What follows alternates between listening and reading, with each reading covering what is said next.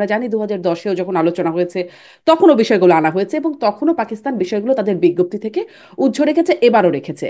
বিশেষ কিছু কি মনে হচ্ছে পাকিস্তানের পক্ষ থেকে কোনো এই বিষয়ে, যদিও আমাদের পররাষ্ট্র সচিব জানিয়েছে এই বিষয়ে আলোচনা চলবে বা ইতিবাচকভাবে কাজ করবার জন্য পাকিস্তান আগ্রহ প্রকাশ করেছে, এর কি কোনো আসলে মাহাত্ম্য আছে, নাকি এটি আপনারা কূটনীতিবিদ হিসেবে ভালো বলবেন যে জাস্ট কূটনৈতিক কথাবার্তা বা কথা চালাচালি?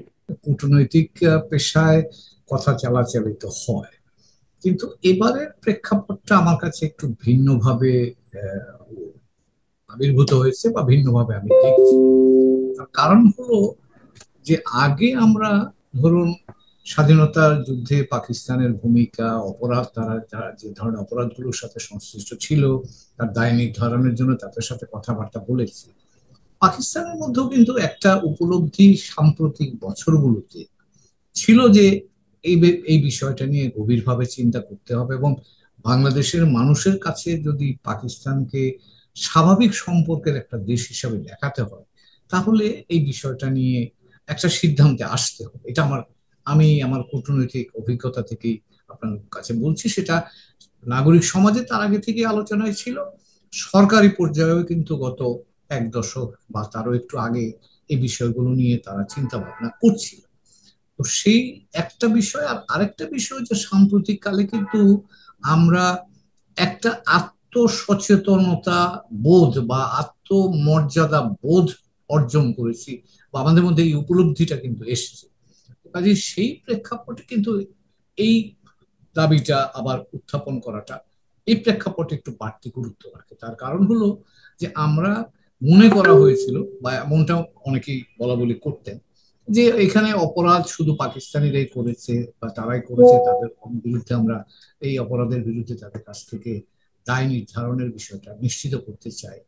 সাম্প্রতিককালে আমাদের সাথে আমাদের প্রতিবেশী দেশের ঘটনাবলীর প্রেক্ষাপটে আমার ধারণা এই বিষয়টা নতুন করে গুরুত্ব অর্জন করেছে। কারণ এখন আমরা যদি পাকিস্তান এবং ভারত দুই দেশের সাথেই আমরা বলিষ্ঠতা নিয়ে যদি কথা বলতে পারি, আমরা যদি আমাদের যে দাবিগুলো আছে সেগুলো যথেষ্ট যুক্তিসঙ্গতভাবে, জোরালোভাবে তাদের সামনে উপস্থাপন করতে পারি, সেটা কিন্তু প্রকারান্তরে আমাদের জাতীয় সত্তার শক্তি হিসাবেই আমরা দেখতে পাই। এবং আজকেই প্রথম আলোতে সোহরাব হাসান একটা আর্টিকেল লিখেছেন। তো কালকেও কথা, তার এই লেখাটার সময়তে কথা হচ্ছিল। তো তারও একটা উপলব্ধি, তিনিও এক সময়কার রাজনৈতিক কর্মী, আমিও নিজে এক সময়তে ছিলাম, এবং একাত্তরের সাথে আমরা ঘনিষ্ঠভাবে সম্পৃক্ত ছিলাম। কাজে আমার মনে হয় যে আজকে এই জিনিসটা, আমাদের এই নতুন উপলব্ধির প্রেক্ষাপটে আমরা এই কথাটা তুলে আনার অর্থ হচ্ছে যে আমরা পাকিস্তান ভারত এই বিভাজনের মধ্যে থাকতে আগ্রহী নই। আমরা বাংলাদেশ হিসাবে আমাদের বলিষ্ঠতা, স্বকীয়তা নিয়ে আমরা ভারতের সাথে যেমন কথা বলতে পারি স্পষ্ট, পাকিস্তানের সাথেও আমরা স্পষ্টভাবেই কথা বলি। পাকিস্তান ভারত এই বিভাজনের মানে বিভাজনের নীতিতে আমরা থাকতে চাই না, সেটি আমরা স্পষ্ট করতে চাই। কিন্তু এই বিষয়গুলো স্পষ্ট করা কি শুধু আমাদের উপর নির্ভর করে? মানে ওই দেশগুলো কিভাবে দেখছে? যেমন ভারতের পররাষ্ট্র মন্ত্রণালয়ের পক্ষ থেকে যেই মুখপাত্র রণধীর জয়সওয়াল, তিনি বলছিলেন যে এই বিষয়গুলোর উপর নজর রাখছে তারা। ইসাকদার যে বাংলাদেশে আসবেন, এই বিষয়গুলোর উপর তারা নজর রাখছে। মানে তারা আসলে আমাদের এই সম্পর্কটাকে কি খুব ভালোভাবে, তাদের গণমাধ্যম দেখে বোঝা যাচ্ছে যে খুব ভালোভাবে তারা নিচ্ছে না, কিন্তু তারা কিভাবে নিচ্ছে, এটিও কি একটা আমলে নেবার বিষয় কিনা? স্বাভাবিক কূটনৈতিক যে কর্মকাণ্ড আছে বা দৃষ্টিভঙ্গি আছে, সেদিক থেকে আমরা জানি তারা হয়তো, নিশ্চয়ই তারা এটা দেখবেন, কারণ তাদের সাথে তাদের দুইজনের মধ্যে একটা শক্ত প্রতিদ্বন্দ্বিতার বিষয় আছে।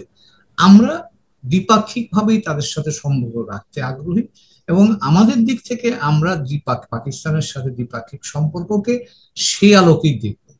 এখন ভারতের দিক থেকে ভারত পাকিস্তান সম্পর্কে তাদের মধ্যে উত্তেজনা বা বলুন টানাটানি আছে, সেটা আমরা জানি, কিন্তু আমরা সেই জায়গায় যেতে আগ্রহী নই। আমরা আমাদের চাহিদা, আমাদের মানুষের প্রত্যাশা, এবং বিশেষ করে গত জুলাই অগাস্টের ঘটনাবলীর পরে এদেশের মানুষের মধ্যে যে প্রত্যাশা তৈরি হয়েছে, সেই প্রত্যাশার আলোকেই আমরা প্রত্যেকের সাথে ইন্ডিপেন্ডেন্ট রিলেশনশিপ মেনটেন করব, এবং সেটাকেই আমরা মনে করি যে বাংলাদেশের পররাষ্ট্রনীতি, অন্তত এই আঞ্চলিক প্রেক্ষাপটে এটাই আমাদের এখনকার দৃষ্টিভঙ্গি।